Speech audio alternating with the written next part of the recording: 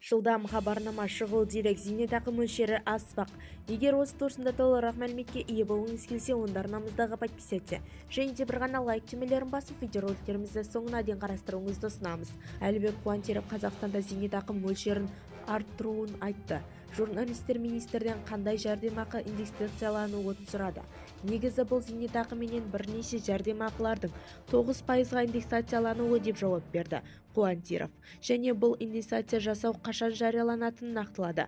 Бюджет нақтыланып, және Сенат пенен жиналыс қаралуынан өтеді. Кейін президент жарлыққа қол қояды. Кейін оны іске асыратын қаулы қабылданады. Министрдің айтуынша зейнетақы маусым және шілде айдарында көтерілуі мүмкін. Бізді тамашалауды жалғастырыңыз.